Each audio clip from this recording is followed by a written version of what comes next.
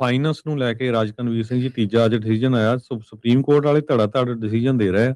ਉਹਦੇ ਵਿੱਚ ਹੁਣ ਇਹਨਾਂ ਨੇ ਕਿਹਾ ਸੁਪਰੀਮ ਕੋਰਟ ਨੇ ਕੈਂਪੇਨ ਫਾਈਨਾਂਸ ਰਿਸਟ੍ਰਿਕਸ਼ਨਸ ਨੂੰ ਲੈ ਕੇ ਸੀ ਹਟਾ ਤੇ ਦਿੱਤਾ। ਇਹਨੂੰ ਵਾਈਸ ਪ੍ਰੈਜ਼ੀਡੈਂਟ ਜੇਡੀ ਵੈਂਸ ਉਹਨਾਂ ਨੇ ਚੈਲੰਜ ਕੀਤਾ ਸੀ ਕਿ ਕਿੰਨਾ ਮਨੀ ਤੁਸੀਂ ਜਿਹੜਾ ਆ ਸਪੈਂਡ ਕਰ ਸਕਦੇ ਹੈਗੇ ਆ ਇੰਡੀਵਿਜੂਅਲ ਕੈਂਡੀਡੇਟ ਦੇ ਉੱਤੇ। ਸੋ ਉਹਦੇ ਵਿੱਚ ਉਹਨਾਂ ਨੇ ਇਹ ਕਿਹਾ ਵੀ ਜਿੰਨੇ ਮਰਜ਼ੀ ਪੈਸੇ ਸਪੈਂਡ ਕਰ ਸਕਦੇ ਆ ਤੇ ਕੈਂਪੇਨ ਫਾਈਨਾਂਸ ਰੂਲ ਦੇ ਇਹ ਕਹਿੰਦੇ ਵੀ ਇੱਕ ਤਰ੍ਹਾਂ ਦੇ ਨਾਲ ਇਹ ਵੀ ਤੁਹਾਡਾ ਜਿਹੜਾ ਹੱਕ ਆ ਉਹਦੇ ਉੱਤੇ ਇੱਕ ਤਰ੍ਹਾਂ ਦਾ ਬੈਨ ਲਾਇਆ ਗਿਆ ਸੀ। ਸੋ 6 ਦੇ ਮੁਕਾਬਲੇ 3 ਰੂਲਿੰਗ ਦੇ ਨਾਲ ਕੰਜ਼ਰਵੇਟਿਵ ਜੋ ਜਸਟਿਸ ਬ੍ਰੈਟ ਕੌਵਨਾ ਆ ਉਹਨਾਂ ਨੇ ਇਹ ਕਿਹਾ ਵੀ ਜਿਹੜੀਆਂ ਰਿਸਟ੍ਰਿਕਸ਼ਨਸ ਲਾਈਆਂ ਗਈਆਂ ਆ ਇਹ ਵਾਇਲੇਟ ਕਰਦਾ ਫ੍ਰੀ ਸਪੀਚ ਰਾਈਟਸ ਨੂੰ ਲੈ ਕੇ ਅੰਡਰ ਕਨਸਟੀਟਿਊਸ਼ਨਸ ਫਸਟ ਅਮੈਂਡਮੈਂਟ ਜੋ ਕਿ ਬੇਸਡ ਹੈਗਾ ਥਿਊਰੀ ਤੇ political spending in form of speech.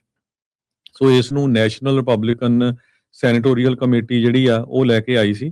ਸੋ ਇਹਦੇ ਵਿੱਚ ਇਹ ਹੋਊਗਾ ਹੁਣ ਆਉਣ ਵਾਲੇ ਸਮੇਂ ਜਿਹੜੇ ਬਹੁਤ ਸਾਰੇ ਜਿਹੜੇ ਅਮੀਰ ਆ ਉਹ ਉਹਨਾਂ ਦੇ ਕੋਈ ਲਿਮਿਟ ਨਹੀਂ, ਜਿੰਨੇ ਮਰਜ਼ੀ ਪੈਸੇ ਖਰਚ ਕੇ ਉਹ ਬੰਦਿਆਂ ਨੂੰ ਜਿਤਾ ਸਕਦੇ ਹੈਗੇ। ਸੋ ਈਲਨ ਮਸਕ ਆ ਗਿਆ ਨੂੰ ਮੌਜਾਂ ਲੱਗ ਗਈਆਂ ਤੇ ਵੈਸੇ ਵੀ ਉਹਨਾਂ ਨੂੰ ਉਦਾਂ ਉਹਨੇ ਪਿਛਲੇ ਦੀ ਵੀ $200 ਮਿਲੀਅਨ ਖਰਚਿਆ ਹੀ ਸੀਗਾ ਇਲੈਕਸ਼ਨਸ ਦੇ ਵਿੱਚ, ਹੋਰ ਥਾਵਾਂ ਦੇ ਉੱਤੇ ਵੀ ਖਰਚਦੇ ਆ। ਹੁਣ ਇਹ ਵੀ ਦੋਨੋਂ ਪਾਸਿਓਂ ਹੀ ਧੜਾ-ਧੜ ਅਮੀਰ ਜਿਹੜੇ ਆ ਉਹ ਡਿਸਾਈਡ ਕਰਨਗੇ।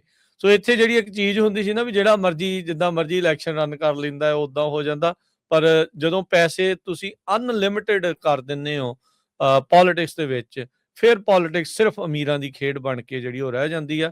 ਜਿਹੜੇ ਮੁਲਕ ਤੋਂ ਆਪਾਂ ਆਏ ਆਪਾਂ ਉਹ ਚੀਜ਼ ਉੱਥੇ ਦੇਖਦੇ ਆ ਤੇ ਉਹੀ ਚੀਜ਼ ਹੁਣ ਇੱਥੇ ਵੀ ਜਿਹੜੀ ਉਹ ਹੋਣ ਜਾ ਰਹੀ ਆ। ਇੱਕ ਵਾਰੀ ਫਿਰ ਜਿਹੜਾ ਓਪੀਨੀਅਨ ਆਰਟੀਕਲ ਆ ਇਸ ਦੇ ਵਿੱਚ ਵੀ ਜਸਟਿਸ ਜਿਹੜੇ ਬ੍ਰੈਟ ਕੈਬਨਾ ਨੇ ਲਿਖਿਆ, ਜਿਸ ਤਰੀਕੇ ਦੇ ਨਾਲ ਉਹਨਾਂ ਨੇ ਟਰਾਂਸਜੈਂਡਰ ਵਾਲੇ ਦੇ ਵਿੱਚ ਵੀ ਆਪਣਾ ਮੈਜੋਰਿਟੀ ਓਪੀਨੀਅਨ ਜਿਹੜਾ ਉਹ ਲਿਖਿਆ ਸੀਗਾ।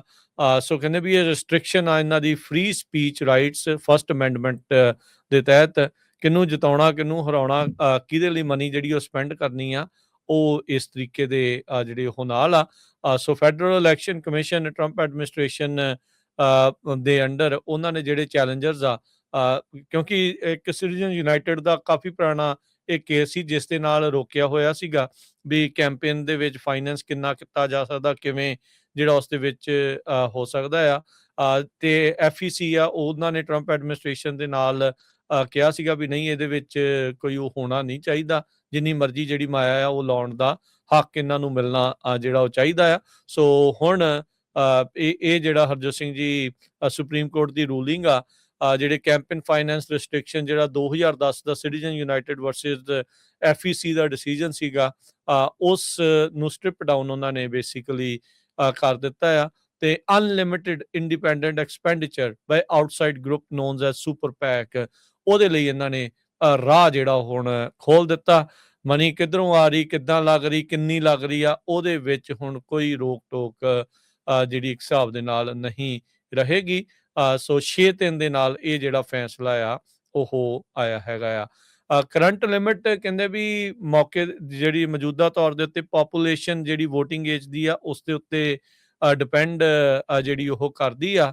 ਕਹਿੰਦੇ ਵੀ ਮੋਸਟਲੀ ਦੇਖਿਆ ਜਾਂਦਾ ਵੀ ਜਿਹੜੀਆਂ ਸੈਨੇਟ ਦੀਆਂ ਰੇਸਿਸ ਆ ਉਹਦੇ ਵਿੱਚ $4 ਮਿਲੀਅਨ ਤੇ $1.25 ਲੱਖ ਜਿਹੜੀਆਂ ਹਾਊਸ ਸੀਟਸ ਆ ਉਹਨਾਂ ਦੇ ਲਈ ਹੁੰਦਾ ਆ। ਤੇ ਕਹਿੰਦੇ ਵੀ ਹੁਣ ਸਪੈਂਡਿੰਗ ਦੇ ਇਸ ਇਹਦੇ ਨਾਲ ਜਿਹੜਾ ਉਹ ਫਲੱਡ ਜਿਹੜਾ ਉਹ ਹੋ ਜਾਊਗਾ।